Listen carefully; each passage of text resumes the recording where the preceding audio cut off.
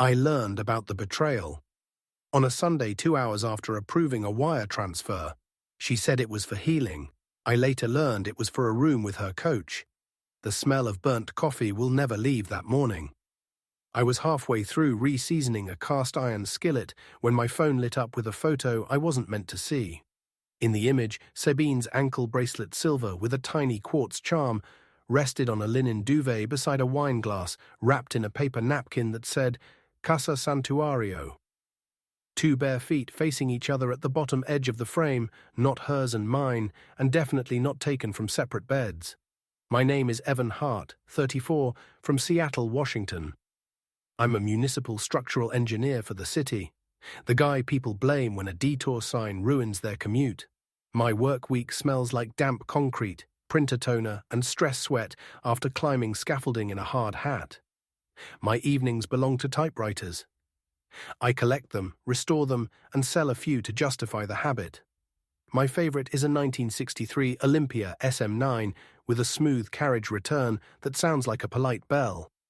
The act of taking apart something complex, cleaning each spring and dog-eared ribbon guide, then reassembling it until it hums. That's my meditation. Sabine Keller, 31, arrived in Seattle from Zurich with one of those passports that always seem to glide her past TSA lines and bouncers with the same unbothered smile. She taught breathwork in a studio on Capitol Hill, could fold herself into a compact lotus and hold silence like it was a second language. She laughed at my typewriter obsession, and I laughed at how she believed ginger shots could fix a torn rotator cuff. We met at a spring block party on 12th Avenue, where my friend Emily ran a pop-up zine stand, and Sabine floated in with a tray of orange slices dusted with chili and salt. We were opposites in ways that felt like a puzzle clicking together. We moved in together in August 2023 into a one-bedroom on Boylston Ave, 3rd floor, windows rimmed with old paint you could scratch off like sunburn. Rent was $2,150 a month, landlord named Gabe who collected checks by slipping his hand under the door and shouting, "Enjoy the day, lovebirds," without looking in. We decided we'd buy a place by the summer of 2025, something with 2 bedrooms so I could keep my typewriters from colonizing the dining table. We saved like maniacs, automatic transfers into a joint home account at Puget Community Bank, separate cards and separate checking otherwise. On January 2, 2025, our home fund balance hit $84,390.16. I took a screenshot for the folder labeled House in my cloud drive. I file things. She manifested them. Our friends adored her. She remembered their dogs' names and baked dense Swiss loaves that could stun a burglar. The studio where she taught listed her on a chalkboard as Sabine 8 a.m. Foundations, 6 p.m. Advanced Pranayama, and her classes always filled. She'd come home glowing like applause, crash on the rug, and ask me to summarize the shape of my day in 3 words. I'd say something like peers, permits, pigeons, and she'd nod like I'd just given her a poem. The first red flag came wrapped in incense smoke and the phrase expanding horizons. In March, Sabine said she'd been accepted to a month-long intensive at a retreat in Spain called Casa Santuario near Girona. She described it like grad school for breathwork, daily practice, nervous system repatterning, and mentorship with a teacher named Tomas, whom she described as a guide, not a guru. The fee, she said, was €16,800 plus airfare. She looked at me with that practiced stillness, the kind she used to settle a room of aspirational tech workers barely holding together. "Baby," she said, "this is an investment in both of us." We did math. I pulled up the Puget Community Home account on my laptop. At the time, after we prepaid 6 months of renter's insurance and did taxes, we had 79 yuan, 204, 43 in there. The retreat asked for a deposit of €5,000 by April 1st, then the remainder by June 1st. I didn't love the idea of using our house money for something that didn't smell like a down payment. But I loved her, and I believed learning mattered. 2 phases, she said. If it feels wrong, I can back out after the deposit. I asked for paperwork. She sent a PDF invoice from Santuario SL, Carrère de la Libertad 29, 17,004 Girona. VAT number, bank details for Banco Sabadell. I Googled the address. It existed. The retreat had an Instagram full of filtered sun and people hugging in linen. Contracts matter to me. The invoice calmed me, the way zipped ties on rebar calmed me at a construction site. On March 28, 2025, I wired $5,600 as the deposit, accounting for the euro conversion and fees. I have the receipt, wire ID TES9E77Q4, processed at 9:52 a.m. PST from the branch on 3rd Avenue. Sabine texted me a string of leaf and heart emojis. She kissed me and said she'd pay me back by September, with the proceeds from new private clients who'd follow her after the retreat. I filed the receipt in House Retreat and set a reminder in my calendar for May 28th. Discuss Phase 2. Meanwhile, Thomas appeared in our kitchen at least once a week. He was taller than screen doors, Spanish by origin, but with the tan of an expensive yacht, and wore those loose white pants that billow like good intentions. He'd visit Seattle to lead workshops at the studio and always found an excuse to stop by because Sabine's sourdough tastes like childhood. He shook my hand with 2 hands.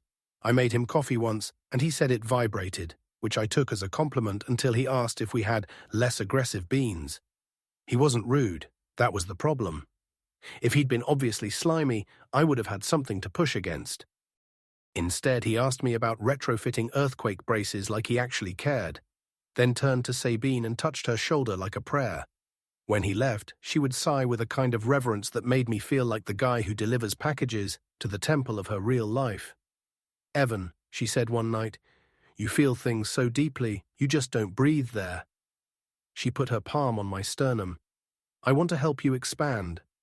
I nodded, ignorant of the irony that expansion was going to blow a hole through our house fund. In late May, she said Santuario required full payment to confirm her spot. The email she showed me: "Dear Sabine, please note the remaining tuition is due by June 1st to secure your casita." Looked official, my calendar pinged, discuss Phase 2, and we did. We had $81,003. As 07 by then, thanks to my tax refund and a freelance report I wrote for a firm in Redmond that didn't want to hire a full-time engineer but wanted to feel like they did. Pulling another 14,000-ish would sting. "We can rebuild," she said, and kissed that soft spot between my jaw and my ear. We are building. On June 1st, 2025, a Saturday, I stood in line at the Puget Community Branch because their online international wire portal was down. The woman at the counter had a pin that said Janet, and the kind of hair that suggests patience. I filled the form with Sabine's smiling face in my mind. 11:06 a.m. PST, I approved a wire of $13,050 to Santuario SL. Janet asked if I recognized the beneficiary. I said yes. She told me to keep the reference number. I took the receipt and tucked it behind my driver's license for safekeeping. At 12:43 p.m., I got the photo I wasn't meant to see. Technically, I wasn't snooping.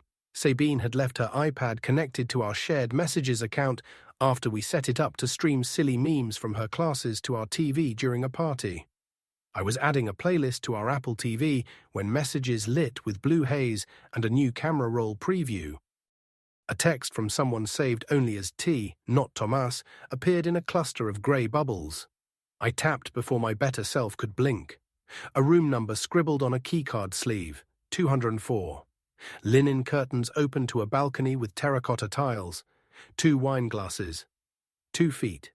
The text: "Our room is perfect." The reply from Sabine: "Finally, no more whispers." I set the iPad down like a piece of hot metal. The skillet on the stove hissed, and I turned off the flame. I stood with my forearms on the counter, the stone cool and real beneath my skin, and tried to breathe like she taught me. In through the nose for 4. Hold for 4, out for 6. I lasted 2 cycles before the animal part of my brain tried to kick its way out of my ribs. She wasn't supposed to be in Spain yet. The retreat started June 18th. She was in Portland for a workshop that weekend at least, that's what she told me. I'd booked her a 7:20 a.m. Amtrak ticket on Saturday to Union Station so she could teach a 10 a.m. class at Greenway Well, being near NW 14th Avenue. She left with her jade mat rolled tight and a duffel of linen, kissed me at 6:05 a.m. and said she'd be back on Sunday night late. "Don't wait up." At 12:45 p.m., I took a screenshot of the text thread. At 12:46 p.m., I opened our joint home account. New activity, one pending charge of $1,387. 12 at Casa Santuario, dated 0601 for room deposit. Another charge at Vueling Airlines for $538, 77 on 0530. The memo on the wire I sent read Sabine Keller tuition. The bank app showed no differentiation between tuition and linens. Money is agnostic. I called Greenway Wellbeing. A manager named Laurel answered. Hi, this is Evan. Is Sabine Keller there? Pause. She's not teaching this weekend, Laurel said. She postponed a few weeks ago. Everything okay? Something in me, the part that organizes the world into folders and bolts, clicked into place. Shock simplified into a list.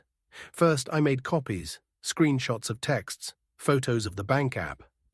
Forwarded the wire receipt to my personal email and printed a paper copy at the FedEx on Broadway. I took a photo of the printout on the shop counter with the receipt tab visible. The timestamp on the store's thermal paper, 1:22 p.m. Second, I called Puget Community's fraud line, not to claim fraud, but to ask about holding the second wire if there was an issue with a beneficiary. I had a script of questions so I wouldn't sound like a man trying not to cry. A guy named Miguel told me once a wire hits a foreign bank, it's essentially gone. But if I could track down the business and get them to acknowledge misuse, sometimes banks will help. He sounded sorry in a way that didn't fix anything. Third, I called my friend Maya, a lawyer I trust more than I trust seatbelts. She does employment law at D'Amico Reinhardt, but she knows how to triage. Come by, she said.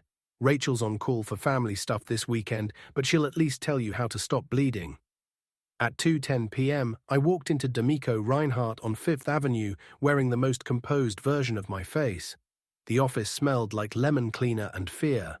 Rachel met me in a pinstriped blazer that looked like good news and asked me to tell the story once without stopping. She took notes, dates, amounts, names, the exact wording of, finally, no more whispers. She asked if Sabine and I were legally married. No. Any co-signed debts? No. Do I share a lease? Yes, but only my name is on the lease. That's good, she said. It's your home legally. What about the wire? I asked. That was our house money. Best angle is misrepresentation, she said. You sent money to a business for education. If they knowingly accepted it to facilitate an affair between your fiancé and one of their instructors, and you can show they knew that, arguably that's unjust enrichment or fraud. But you need more than whispers. Like what? Proof that the coach and your partner used a professional program as cover for sex. Communications from the retreat acknowledging it. Anything that shows they're using business resources for personal wrongdoing. Also, document everything, today. Take photos of your apartment as is. Change your locks as soon as she leaves the country again if you feel unsafe. And put your house money somewhere she can't reach. I left with a list, a headache, and a business card. At 3:40 p.m., I went to the hardware store on 15th Avenue E, bought a Schlage deadbolt, and installed it with that calm, methodical motion I reserve for delicate things. At 5:12 p.m., I transferred $63,000 from our home account to my personal savings at a different bank. Puget Community requires both signatures to close a joint account, but it doesn't require two people to protect themselves. I left $3,700 in the joint account to cover rent withdrawals and mundane friction. I printed the transfer slip, signed and dated it, and put it in a folder labeled House Protection. At 7:06 p.m., Sabine texted a heart and said Portland sunsets were orange tonight. I stared at that sentence until it felt like a parasite. Sunday at 9:18 p.m., her key turned in the new lock and stalled. She knocked. Evan? Her voice carried a tremor like she'd just run up the stairs. I opened and looked at her like she was a stranger on an elevator. What's with the lock? She asked, smiling too brightly. We had a break-in, I said, which was true. Something broke. I'll cut you a new key tomorrow. She kissed my cheek and smelled like airport soap. She went to shower and sang an Italian song I'd never heard from her mouth. When she was done, she curled up and told me Portland was expansive and asked me for 3 words about my day. Lemon, paper, locks, I said. She nodded like I was a poem. I barely slept. At 5:30 a.m. Monday, I photographed everything in our apartment. Her shoes in a pile by the door, the ceramic bowl where she kept her quartz, the plant in the corner leaning toward light. I did it like an insurance adjuster. At 6:40 a.m., I emailed Casa Santuario with a bland request. Hello, I wired tuition on 0601 for Sabine Keller. Please confirm receipt and provide a breakdown of what this covers. The reply came at 8:12 a.m. Seattle time, 5:12 p.m. in Girona. Dear Evan, we confirm receipt of tuition, covers shared casita, program instruction, 2 meals daily. Warmly, Sophia. I saved it. At 8:30 a.m. I printed it. The next 10 days moved like a slow leak. Sabine floated around the apartment, gentle and efficient, pretending to prep for Spain. She bought airline-size bottles, folded her linen into perfect rectangles, and asked me twice if I'd water the plants differently while she was gone. She said Thomas was pushing her in a supportive way, and her face did something at his name that made me want to throw my typewriter through a window. She asked if we could shift a bit more from the house fund to cover a roof fee at the retreat, some nonsense about sustainability improvements. I said no. June 17th, 6:05 p.m., I drove her to SeaTac. She hugged me at the curb and held on 3 seconds longer than usual. You're a good man, she said into my jacket. The sentence felt like a door closing. She texted a photo of a takeoff wing at 7:02 p.m. At 8:48 p.m., I transferred the rest of the house money into a certificate at my bank that required my signature to touch. Minimum term, 3 months. It felt like putting a baby rhino in a vault. June 18th, 3:10 p.m. Seattle time, she texted, arrived, Mediterranean smells like thyme. At 3:27 p.m., Thomas posted a selfie from Santuario White Walls, Bougainvillea, the kind of sun that makes fools of us all. Sabine commented with a string of blue hearts. A client of hers, someone named Shay, posted, so proud of you, and I tried not to throw my phone. 2 days later, June 20th at 1:17 p.m., I got an email from our landlord, Gabe. Hey Evan, just a heads up, someone came by asking about you guys. Tall guy, accent, said he was a visiting instructor. I didn't let him in, but he stood in the hallway for a bit. Everything okay? I checked the building's security camera portal and reviewed the saved clips from that afternoon. At 11:03 a.m., there was Thomas in his billowing whites, pressing the buzzer for 3A 3 times, then leaning on the wall like he owned it. He didn't get in. He left a small envelope under the door with my last name scrawled wrongly, Heart. Inside, a glossy postcard of Girona's coloured houses along the Onyar and, in neat printed English, Evan Trust, TK. I photographed the envelope, front and back, the postcard, the hall camera screen with a timestamp. Documentation like oxygen. I forwarded the images to Rachel with the subject line, Coach at my door. She replied in 8 minutes, Do not reply to him, keep everything, this helps. That night I went to Priya's place. Priya Menon, 29, a materials scientist at UW who owns a turquoise rally bike and finds my typewriters charming instead of tragic. She has been my friend since college, years before Sabine. We sat with our knees almost touching on her balcony and watched the neon of Broadway smear into night. I told her everything. She handed me a legal pad precisely when I needed it because she knows how my brain works. Write what you want, she said, not what you lost. I wrote 3 sentences. I want my home back. I want my money back. I want my breath back. June 22nd, I got an email from Sophia at Casa Santuario responding to my request for a breakdown. Tuition covers shared accommodation with mentor in casita for immersive guidance. I read that phrase twice. With mentor, in casita, for immersive guidance. I wrote back, please confirm whether mentor refers to a registered coach currently employed by Santuario, specifically Thomas' last name, and whether shared accommodation means they share a room. I CC'd Rachel. The reply came 3 hours later. Dear Evan, we cannot disclose specifics of accommodations for privacy reasons. Best wishes, Sophia. Rachel called me. They admitted enough. We have the invoice for instruction. We have their email confirming shared casita with a mentor. We have evidence of personal relationship. That gets us into misrepresentation land. Let's draft. We drafted a letter. It had bullet points because that's what the world respects.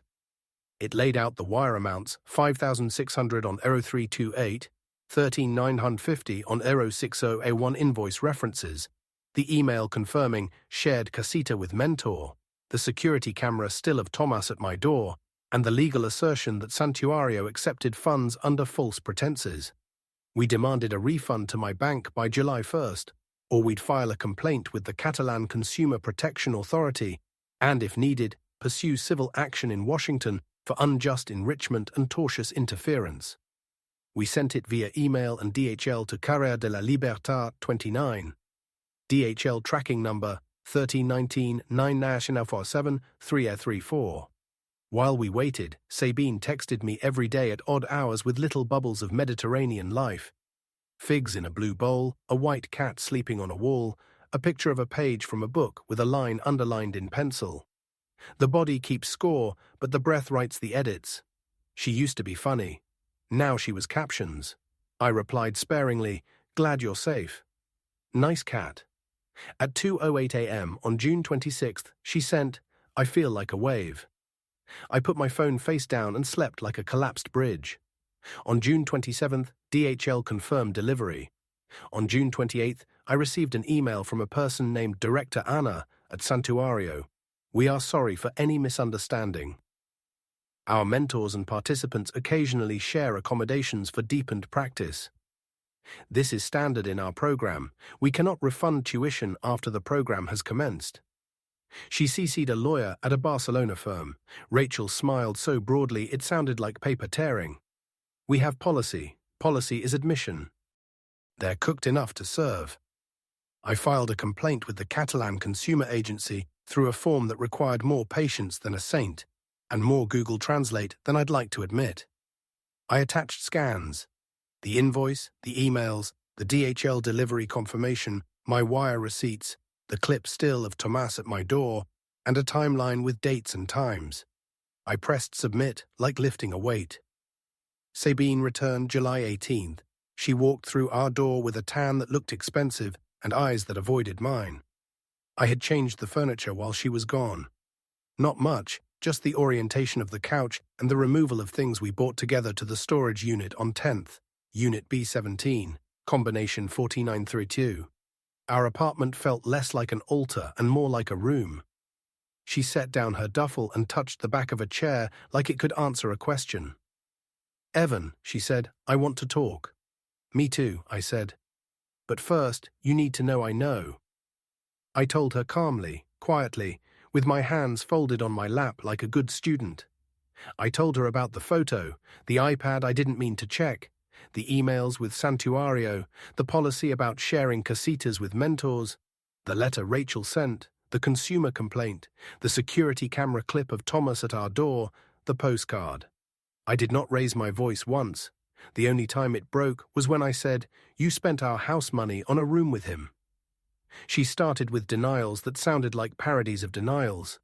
"Evan, you don't understand how guidance works." Then she tried to pivot to attack. "This is why you needed the retreat to control." Finally, she arrived at a fragile truth. I didn't plan to fall in love. There's a point in an engineering failure when the model is so wrong, you stop trying to adjust variables and you take the structure down. "Okay," I said, "then we act like adults." I handed her a folder. Inside, a copy of our cohabitation agreement we'd signed in 2024, when she moved in. I made it then because I've seen too many friends fight about couches. A notice I drafted of my intent to terminate our cohabitation effective July 31st. A receipt for the storage unit containing joint purchases, and a schedule for her to move out. I gave her an itemized list of items I considered mine. The couch, bought by me from an estate sale on March 12, 2022. The dining table, my grandmother's. The kitchenware purchased with my card. I attached printouts of those receipts. I included a check for $1,200 for her contribution to shared utilities for May and June that she had Venmo'd me late. I wanted everything clean. The envelope was labeled documentation. She stared at the papers like they were betrayal, not reaction. "You can't just evict me." "I'm not evicting you," I said, pointing to the clause in the cohabitation agreement where we'd agreed to 30 days' notice in the event of a split. "I'm honoring what we signed." She cried in a careful way, hands pressed to her eyes so mascara wouldn't run. She said, "You're punishing me because you don't believe in expansion." It was the cruelest thing she could have said, and the least true. I believe in expansion. I just believe in consent and boundaries more. She stayed with a friend in West Seattle for a few nights, came back on the 25th with 2 women like a moving crew, and emptied her half of the closet. I filmed with my phone while pretending to look at something else, which is the modern version of taking notes. She left the jade mat, said it was old. She left a sourdough starter named Elsa in the back of the fridge and sent me a recipe labeled with grams and moods. And then, on July 29th, she sent me a PDF letterhead from a lawyer named Pilar Abad at the Barcelona firm CC'd earlier. The email's subject line, "Demand for rest of tuition." The body claimed I'd damaged Sabine's professional reputation by filing a complaint that mischaracterized the mentoring arrangement and that my hostile actions caused Santuario to bar Sabine from teaching as an affiliate after the program. The letter demanded €18,000 in damages for lost opportunity and emotional distress, payable by August 10th. Pilar suggested we settle quietly to avoid wider reputational consequences. I printed it, placed it under a magnet shaped like a lighthouse, and stared at it while eating cereal with a spoon that tasted oddly like pennies. Then I walked to D'Amico Reinhardt. Rachel read it, then laughed. "They're trying to preempt our action by flipping it." "All right, we respond once, jointly." Her response was 3 pages of polite fire. She pointed out that my complaint to a consumer agency was privileged and accurate to the documentation provided by Santuario itself. She noted that any professional consequences Sabine suffered were the direct result of Santuario's policies and Sabine's decision to engage in a mentoring relationship that violated reasonable expectations. She included the cohabitation agreement, highlighted in yellow, where we had agreed finances were separate, with the exception of the joint home account, and enclosed my transfer slip as evidence that I moved funds to protect the account, not to harm her. She ended with a flourish. Any further attempts to intimidate our client will be included in our filing. On July 31st, Sabine moved the last box of linen out. She left a note on our kitchen counter. "You don't know your own breath." I folded it in half and put it in the folder labeled House Letters. I took Elsa the starter to Priya because I didn't want to feed ghosts. August began like a clean page. I changed the lock again and this time had the locksmith rekey the entire cylinder. I installed a doorbell camera that sends clips to the cloud along with a log. I called Puget Community and removed Sabine's access online, left her on paper for the joint account with a note that all withdrawals must be by mutual signature at the branch. I set up a separate P.O. box at the USPS on Harvard Ave because I didn't trust letters left on our lobby shelf. Sabine's escalation started slowly, texts at 11:45 p.m. that said, "You betrayed me before I betrayed you," calls from a blocked number I didn't answer, a bouquet left on the steps made of eucalyptus and a single rose. Then, August 9th at 6:14 a.m., someone tried our doorknob and lingered. The doorbell camera recorded a narrow shoulder in a linen shirt. He looked up. I got Thomas's jawline on digital record. He didn't knock. He placed a small stone on the mat and left. I filed an incident report with SPD online. Suspicious person at 3A door, potential harassment. Case 2025-19 14778. I emailed the clip to Rachel and to our building manager. Gabe posted a notice in the foyer, "No visitors without tenant escort." I changed my route to work, not out of fear, but from an engineer's sense of risk distribution. A different bus, different stop, fewer habits to map. August 12th, 7:02 p.m., Thomas left a voicemail. "Evan, this is Thomas. I want to speak with you man to man. You do not understand the depth of the work we are doing. You are blocking." His voice was oily, like a smile poured into a glass. I saved the voicemail, recorded it to MP3, and transcribed it with a timestamp in my notes file. I did not respond. August 13th, a burner number texted me pictures of Sabine at a beach. The text read, "She is light, you are stone." I filed it, then blocked the number. August 15th, I found a folded paper stuck under my windshield wiper. "Breathe, stone." The handwriting was not Sabine's. It had Thomas's tidy arrogance. My doorbell camera caught him at 8:03 a.m., loitering by the curb and performing his idea of stealth, which looked like an influencer lost.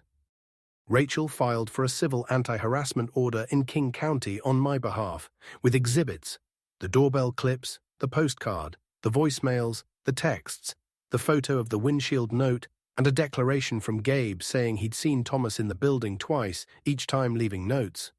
We got a temporary order on August 18th that prohibited Thomas from coming within 500 feet of my apartment and workplace, and from contacting me by any means.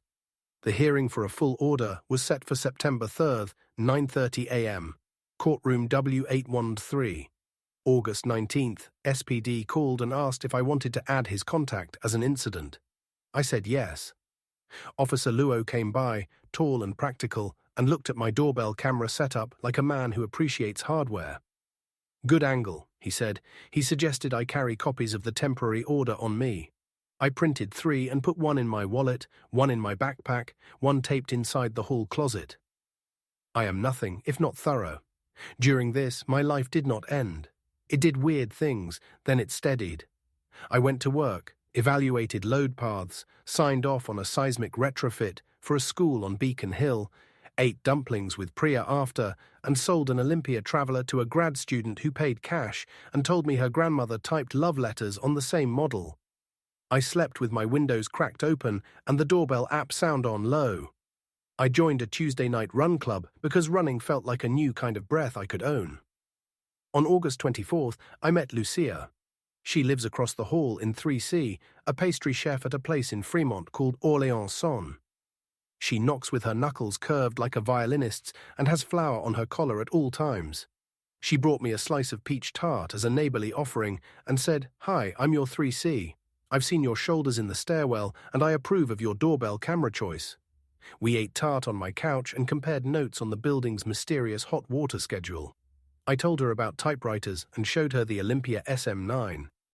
She touched the keys like they were a piano. She told me she apprenticed in Lyon and that her favorite thing to bake is a simple baguette, because perfection is a straight line with 1,000 tiny corrections. We sat too close for a first meeting and then didn't move away. When she left, the apartment felt less like a room where someone had forgotten me and more like a room where someone might remember me soon. The hearing on September 3rd went like court always goes in TV shows, but with more waiting. Thomas showed up in a linen shirt under a navy blazer, hair tidy, face contrite. He had a lawyer who wanted to speak softly and imply that cultural misunderstandings were to blame.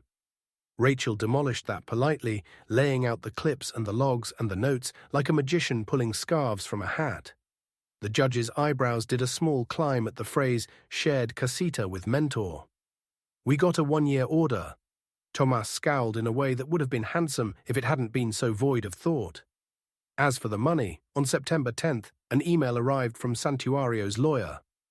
Without admission of wrongdoing, and in the interest of concluding this matter, Santuario is prepared to offer a goodwill refund of €9,000. Rachel grinned. We counter at full. We danced in menacing letters for a week and settled at €13,500 plus bank fees, wired to my account on September 18th. Wire ID EU 44P2297. I took a printout and slid it into House Refund. On September 20th, I deleted the folder House Retreat. I kept the rest like you keep an ugly scar. You don't need to see it to know exactly where it is. Sabine texted me exactly once after the hearing.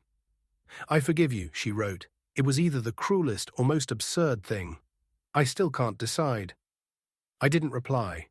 Her friend Shay messaged me a week later to ask if I'd consider taking down the post. I hadn't posted anything anywhere. Apparently, Sabine told people I had trashed her online. The lie washed over me like grey rain.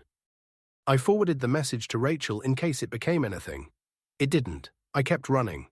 I learned Lucia's bakery schedule. She leaves at 3:55 a.m., returns at noon with the day's first failed bakes, which are still better than any success I can buy retail.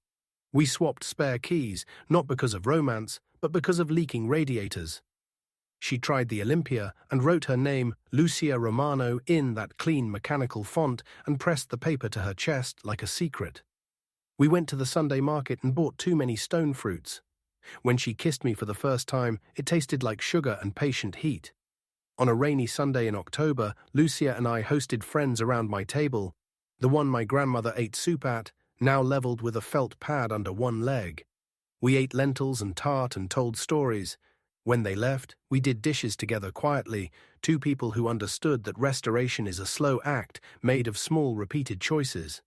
Weeks later, on a dark afternoon when the air smelled like snow, I took out the first page of this story and set it beside the last page in my mind. I typed the last lines on the Olympia SM9 because sometimes you need to hear what you write. The carriage bell chimed at the end, tidy and soft. She said the retreat was for healing. She said our home fund would return to us as expansion.